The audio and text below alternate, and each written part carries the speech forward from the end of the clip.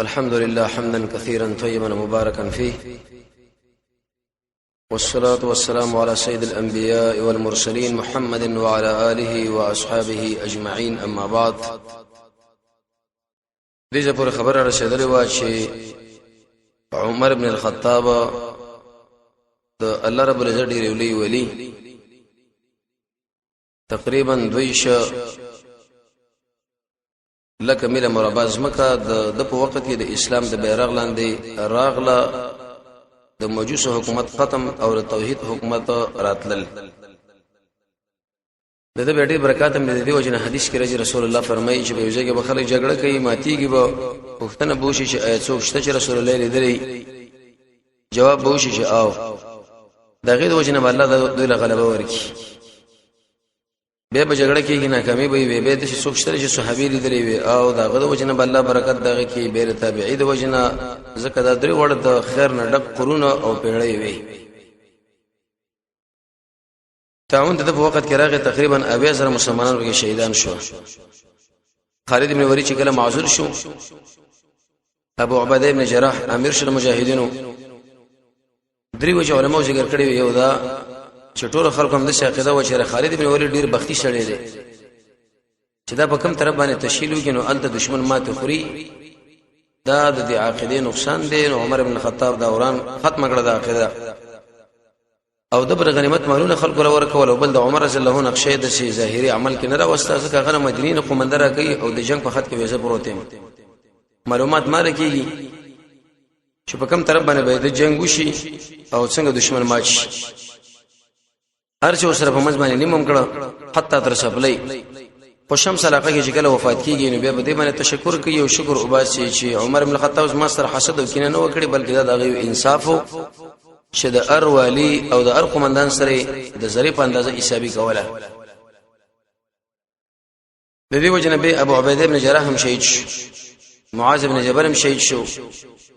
ابو الرحم الغفاري دعا وکړه چې ورته ویلو چې رسول الله خو دعا نه منع کړی د مرګ، وی چې کله ستاسو حکومتي چارواکي کې نوجوانانی او پولیس او فوج دې ناروا قتلونه اسلامي فیصله ماتول او خواهش باندې فیصله کوله، د قراو په شګر شیدل چې دا په فساق او بوجاري ګیره و غیره به خریلی او خلک به د دې وجنه منزله مخکېږي چې خو شواز لري وي، دی وخت کې به تاسو له مرګ بهتر دی. په حقیقت چې دا مسله موجوده ده. وسم عمرو بن العاص، ابو عبیده بن جراح، خالد بن ولید، شرحبیل بن حسنه د لوی قومندانانو د حمص په طرف تشکیل کړ او ویل چې د منځ لارې مرتبنده کې ترڅو د یو بل اکمال ونشي. ذل کلاب په نامه باندې ملګری او هغه دلته امیر مقرر کې سخت جګړه وکړه چې وشوله، تقریبا 8000 د جانب مقابل مردار شو. نمبر سخت جنگ به امیر په مقرر کې دغه نور شه به دمشق لرال، دلته تقریبا 14 میاشتې مجاهدون انتظار وکړ. اما کو چې غفلت د دشمن په خوا کې پیدا شو، خالد بن ولید خپل مجاهدین په طریقه باندې ورواړول، د کلام منزله او سخت جګړه شروع شو چې بدی کې ابو عبیده بن جراح به امن ورکی هر څه سره په منځ باندې نیم کړل. ابو دردا رضی الله عنه دې والی کې عجیب انسانو وی خلق مالداری غواړي، زه غواړم فقر، خلق د قشن صحت غواړي، زه غواړم مرض، خلق ژوند غواړي، زه غواړم ځان لمرګ. کله نو مطالبه وکړه چې ته خو امیر په کار دا چې زمونږ د لپاره ډېر اسباب برابر کړي، وی دغه دنیا څخه سخت چړایې دي، د غیر پر رمضان خور کړي دی او دغه معنا عبد الله ابن مسعود هم کړي و. به د عراق په طرف باندې خلک تشکیل کړه، څوک به تیار شي چې څونه ویلي، به ویل چې لکه څوک به تیار شي به چې څونه ویلي. درې مورز باندې اعلان کې خو په څلور مورز باندې ابو عبید ابن مسعود الثقفي هغه ویل یا امیر المؤمنین زه تیار یم سره د ملګرو د دې خلکو مقابله وکوم. صلیح رضی الله عنه مجش په تشکیل دل ورکی، یو خدای مخه ودرېدل او دویم د جنگ په تکتیک باندې پوهیدو، ځکه دا جنگ د جذبې شی نه دی چې وسړی ډېر جذباتي دی. جنگ چې د خپل طریقه غواړي، وخت غواړي او اغازه اندازه کول غواړي، دغه نور څه به د دشمن په طرف باندې تشکیل. په دې وخت کې اوسو جګړه وشوي، ځکه مخکې مصنع ابن حارثین تشکیل کړو ابو بکر په وخت کې د مرتد نه بالکل کومک اخستل نه شو، لیکن عمر بن الخطاب ویلی و چې امیران مقرره وي، خو لیکن مشورې ته آلی. جرير بن عبد الله له ویلو چې مجاهدین باور کې، او په دې منځ کې خالد بن ولید لم دا خبره کړې و، خو تقریبا 10 مجاهدین تیار شول. یو جګړه ابو عبید ابن مسعود الثقفي وکړه چې غیله ویلې شي حرب النمارق. د عراق په دې وخت کې دوه قومندانان و، یو جابان نومې دو او بل میدان شاه. جګړه چې کله شروع شو نه په دې مقام کې دایوي وته کېدو، لیکن دا جابان ابو عبید دا عرفته ابن فزا التمیمی د گرفتار کې پوری شیشي حکمرانو خپل شګر د شي جوړ کړو، لکه عادي فوجي چې کله د دشګر کې مجاهدین ونیو، وی ویل چې زه تاسو دومره مال او پیسې درکم، ما باندې څه کوي؟ یو عادي سړی ما خوشی کوي. مجاهدین وی چې عادي سړی د خوشی چې کله خوشی کې په بل ځای کې د مجاهدین الله ستورغه وی ویل چې قومندان مونیو و مالک عرفته ابن فزا التمیمی امن را کړي. هغه چې امن در کړي هغه بس موږ امن دي، ځکه مجاهدینو کې دا عادتو چې یو کس به امن ورکې نو به ټول جبهه اغله امن ورکاو، چې ترڅو دشمن له معلومه شي. درې مسلمانانو مجاهدینو یو خبره ده چې تار پتار نه ده چې یو خبره کوي بل خبره کوي. ثقافي علاقه کې انقلاب راغی، دا ځونی ولې شو. تستور علاقه کې انقلاب راغی، یو بل جګړه بده کې وشوله چې حرب الجسر. کفارو دا خبره وکړه چې دا مسلمانان همیشه په موږ باندې راځي. یو پلو دیو درې په دنیر په خوا کې نو په دې کې دوی د خپل قواي واړولې. په کدا وشو چې التا ابو عبید ابن مسعود الثقفي خپل مجاهدین راوستو. مجاهدینو سره مشوره وکړه جګړه کوو کني کوو. نو باز مرګرو چې جګړه سخت راو دو ویل چې دا کوو، وجه دا چې دا ځوانو په مسله باندې سم اې د دماغ یې دي چې خلاص دي نه خلاص دي. یو د ټول مجاهدین له تشکیل ورکړي چې بس حرکت وکړي ورپورې ځای خو، لیکن مخې د خزي خوب ولیدو. خو به دې طریقه باندې ورته شو جام دی ګلاس زما خوند مشکی دا بلې مشکی زمو په خاندان کې تر 15 کسان وشي. دا نو د شهادت پیشنګوئی ده. ابو عبید بن مسعود الثقفي شهید شو، ابو مسعود دې ورور هغه شهید شو، جبرم شهید شو، مالکم شهید شو، او هم شهید شو. د یو خاندان د لوی قومندان شهیدان شو. نو په دې مقام کې عبد الله ابن مرصد دی مجاهد، هغه خپل یو ګروپ راواخ سوې ویل چې دا کم پول دی، دا پول به موږ ونړو تخریب وکړو. اما کارو شوی کی او جنگ خو دوړ خلري یې میدان بیرل دی او یا غټل. په خدا وشو چې مجاهدونو دی وخت لپاره شکست خوړو، چې کله دوی پول ځان لا ورسو دلته مجاهدونو هغه تخریب کړو. سخت جنگ وشو چې تقریبا 4,000 مجاهدین به شهیدان شو. دغه بنیرو درې باندې را پوری وته راول وې د پاسنه دشمن وشلا، لیکن به مقاومت شو چې تقریبا 8,000 کسان په جانب مقابل کې وشل. د عمر رضی الله عنه یو بچو عاصم ابن عمر، مصنع ابن حارثه، دالوی قومندانانو وی ارمان چې د جنگ په صحنه کې وو کینه عبد الله ابن مرصد لا دومره سخت سزا په کار واچي دا څومره مجاهدین طلب شو دا ټول د وجنه دا کار دی ولې وکي په خپل سر باندې خلک روان شو پورې وا وخت سیموي علاقه میدان حق جابان او هغه میدان شاه چې کوم تخدیدلی وو هغه سره د خپل فوجانو باندې بیرترال او دلته د مجاهدینو سره سخت جګړه شروع کړه. لیکن د جنگ جلب شله هغه مصنع ابن حارثه په خپل لاس کې واخصو مجاهدین به سره تاو کړه. سخت جنگ دلته مش دشمن له ماته ورکړه. عمر ابن الخطاب شکر به خبره باندې خبر شو ډیر انتهاجت وشړل او خپمش ملګرو لوي ویلي وی چې موږ له تاوان ورسېد د غیر لپاره دوه وجې یو وجه ده چې عبد الله ابن مرصد هغه فل تخریب کې او بل ابو عبید الثقفي نو جوان الکو او د ټول ملګری تشکیل پدې ځای کې زیاده جګړې نه لیکن د جګړه شروع کړه دا نقصان موږ له ورسېدو. اېدین ورسې یو بل ځای پلو الته به جنگ شروع شو لیکن مصنع ابن حارثه هغه خپل ملګری منظم کړو تشکیل برابر کې نو ویل چې موږ به اوړو نه او چې کله دشمن دی خو راوخته په دې تکتیک باندې موږ دا غوي دا قطارونه منځ کې مات بندي وکړو. په خداو شي دشمن رانغه د قادشي جګړه دغه اجمالی نقشه ده. شروع دا د کسرا بادشاہ ټول خاندان قتل کې وی وجر تلف کې ختم کې پیدا موجله کې آذربایجان دغه لوروا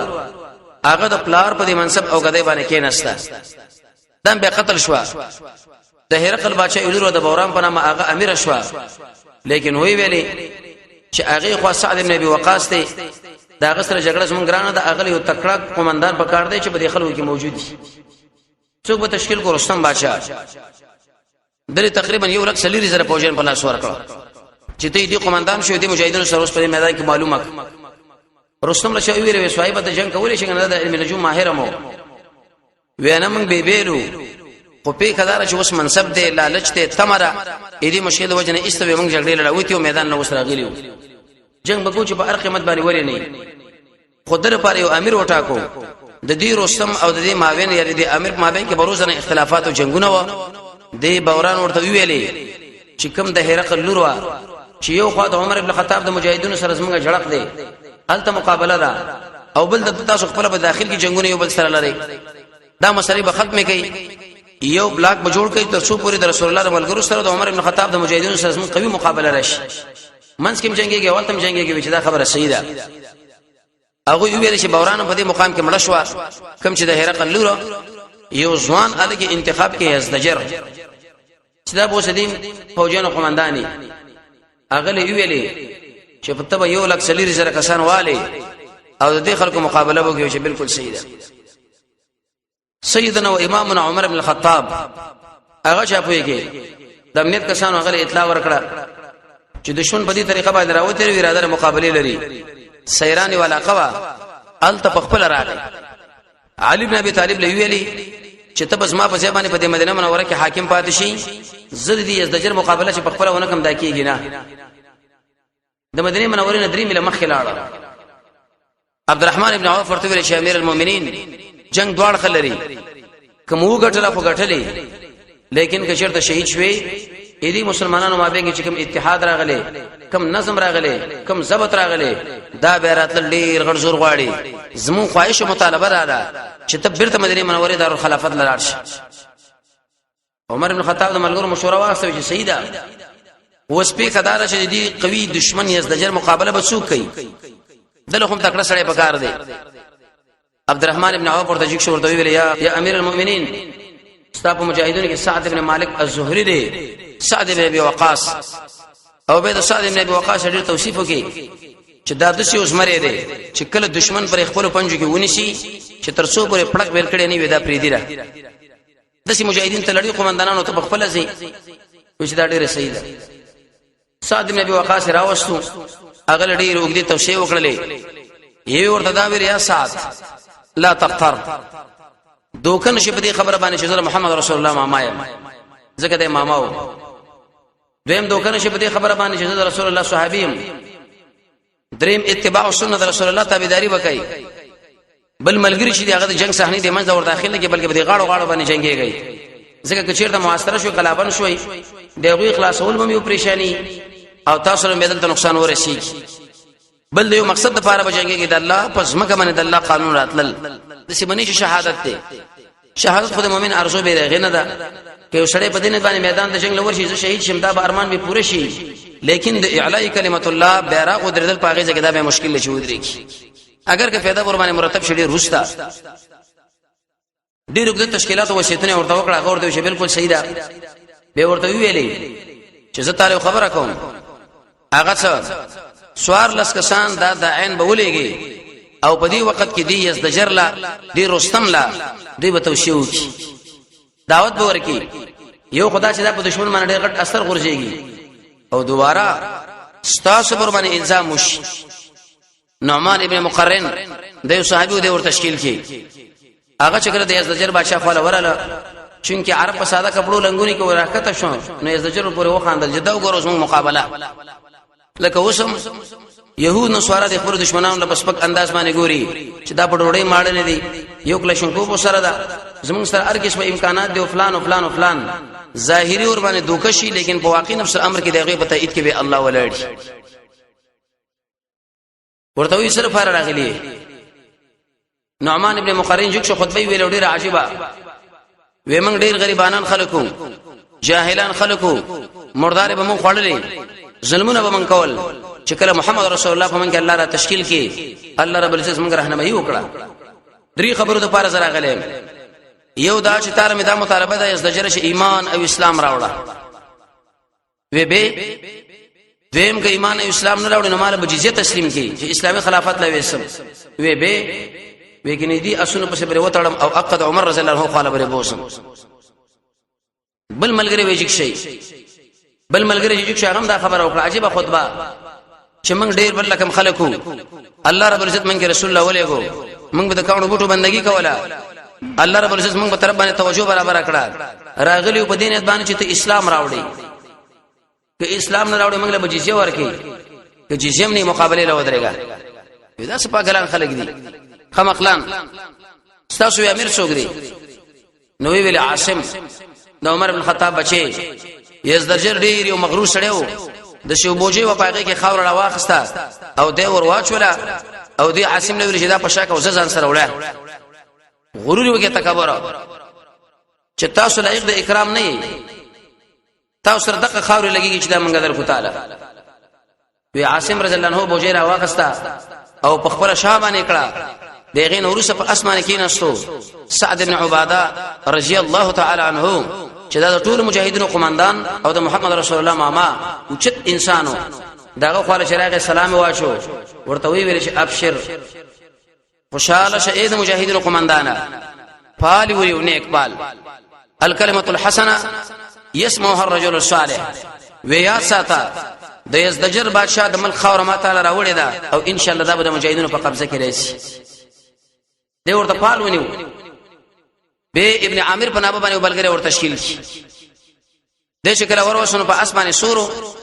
ادور ته قالین واره کړي په دې قالینو باندې نظام شواله وهله تر اقصه پورې ورغه اثر واخستو او د ورېخم یو بالغ تو پاغه باندې ورته نزا مختبله کو نظم باندې یو اله اشور باندې وټړو لری جدا ته کې نس وسر پر راغلي ودري خبر ولا یو خبر اسماده چې د الله وعدن من غالب کو یا زجر ورته ویل دا څنګه ویا به موږ لنن شهادت راشي د ایران او پاریس پس مکه باندې او یا به موږ ان شاء الله غازیان کیږو دویم یو فرمان راوړې لنخرج العباده من عباده العباد الى عباده رب العباد من بندگان د بندگانو د بندګۍ نه وباسو او یوازې رب العالمین بندګۍ لپاره پریدو دریم وېمن په دې مناسبت باندې راغلیو چې په دې ځای کې دا کوم انسانان تنگ ژوند کړي دا تنگ ژوند نه خلاص کو او پراخ ژوند لور کو دا خبره شورته وکړي نور ایست تیر روان شو رستم بادشاہ د مجاهدین ویلې تاسو موږ له موقع را کولې شي مهلت د نبی صلی الله علیه وسلم مجاهدین ورته ویلې او د عمر ابن الخطاب او د سعد بن عباده چې درې ورځې تاسو سره مهلت دي چې درې ورځې مهلت نو په دې مقام کې حذیفه ابن محسن راغی هغه شراغ د رستم بادشاہونه مطالبه وکړه تعجب کله یو مجاهد راځي کله بل او کله بل دا وجه سره وې منګ د یو بل خدمت لرازو په دې مناسبت باندې شی خدمت پوره کې به دغه لاړ شي دغه ځل منګ بل لاش شغلار شي به ورته بل څوک راشو مغیره ابن شعبہ چې د محمد رسول الله د ګارد مشهور دار راغی دا چې کله راغی دار د رستم بادشاہ د تخل باندې کې نستو فوج ونه کې بدلته ولې کې نه یو ولی زغه په دې زمانه دی بادشاہ سره کېنم پاغو باندې تعریض وکي وېزمنګ د شي عجیب نظام چې د محمد رسول الله سره شریک په یو ټغر باندې کې نستو د ابوبکر سره شریک موږ په یو ټغر باندې کې نستو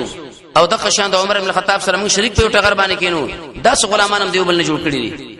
امیر د التناس او تاسو لاندې ناسي هغه خیرام وکړو چې الله رسول دا مشران برباد کی دا حقیقت دی چې زموږ نه دغه غلامان جوړ کړی دي نبی ارمان چې دی یزدجر او ارمان چې دی رستم بادشاہ ایمان راوړی وي خو ایمان شرانور د غیر پر درې وجه علماء ذکر کړی دي یو وجه دا چې دا اهل د ایمان نه و شریان خلق و دوی د رب العالمین سره مخکې څه تعلق نیک نو قائم کړي او بل په حالت د غوسه کې و د دین ورستا دیر سره قواوی د عمر بن الخطاب په قیادت کې لاړی د سعد بن ابي وقاص او یو لک سلیری سره کسان هغه د دشمن و چې تقریبا څلور ورځې سخته معرکه دواړو مابین کې وشوه څنګه معرکه وشوه په کوم تکتیک باندې وشوه سعد بن عباده ملګرو څنګه قومندو تشکیل ورکي او د اسلام بیرغ په علاقه باندې څنګه راغی هغه ان شاء الله به روان 4 پورز باندې بیان کو الله رب العزت موږ تاسو د محمد رسول الله سید ابي ذر الشبکی وصلی الله تعالی علی خیر خلقه محمد و آله و صحبه اجمعین